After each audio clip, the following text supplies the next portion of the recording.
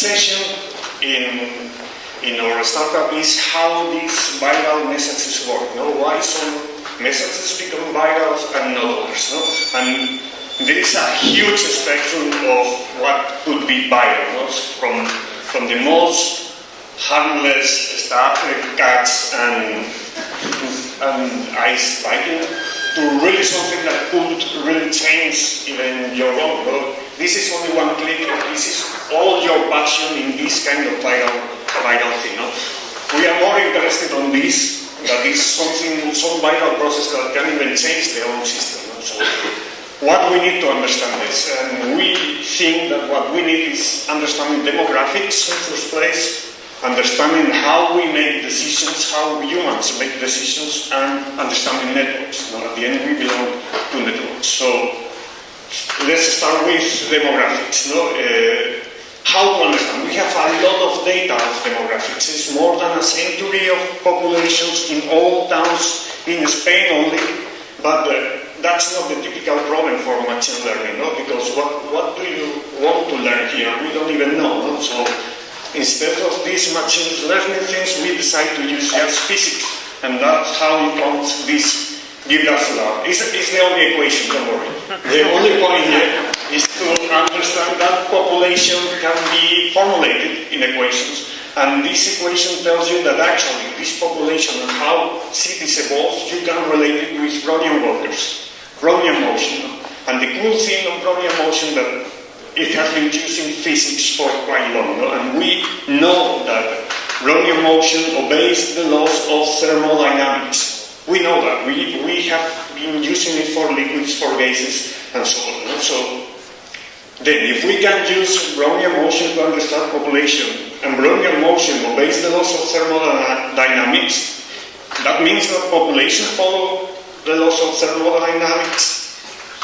Of course, yeah. In this house, we obey the laws of thermodynamics. And here, for instance, if we take all the provinces in Spain and we compare how many cities, sorry for the quality, how many cities you have in a province, which is the population of that city, how the people is distributed. So the problem basically is like, imagine you have 1 million people and 100 cities.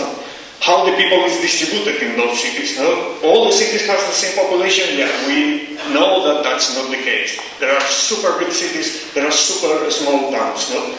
But they obey thermodynamics, so we can predict what is actually the distribution, and this is the thing we are doing here. So thanks to these equations, thanks to all these maths, we can predict how the people is distributed, not only in Spain, also in Ohio. I mean, it's completely indistinguishable from a virtual simulator. And not only that, we know that the population behaves like a physical system. And there is something in physical systems that we physicists love, that is harmonics. You can take any object and you can take the harmonics of this object, and you can find for resonances there. And for instance, here you can take all the population in Spain these last 100 years, and basically all your degrees of freedom, that is how many people is there and in which cities they are living. If we analyze in harmonics, at the end it's mostly 3 of these harmonics that are activated at the same time. So you don't need to predict the population of all the cities in Spain. You only need to worry about these 3 modes in order to predict what's going to be the population. And why resonances in harmonics are important? You can use these harmonics to play music. You can make music with that. Galaxies are formed with these harmonics. But you can also break a bridge with that, or you can even break molecules in your microwave. You do it every day. So harmonics are important. Imagine which is the potential of a technology that can interact with these harmonics in society. It's like crazy. But that's not all. At the end, it also depends how we make decisions and how we make it. We are rationals. Not really. Most of the time we don't have the information we need in order to take a rational decision. So most of the time we make irrational decisions. So how to simulate irrational decisions? Actually, quantum mechanics is the answer here. But I'm not saying, for instance, that the brain is a quantum computer, but we have evidences that in order to simulate irrationality, it's much better to use the maths of quantum mechanics than those of classical Bayesian probability. No? And I can show you, we have several evidences. No, one is the non-commutative property of how we humans respond to poles. So you have a sequence of questions, and we don't respond the same if they change the order. So it's non-commutative. This is the typical example, with Clinton and Gore. But there is another one. There is this experiment with students. They were asking them, "Are you happy with your life?" And they were saying, "Yeah, why not? Yeah." Second question, "When was your last date with a girl?" "Oh, 1 year ago." Now we change.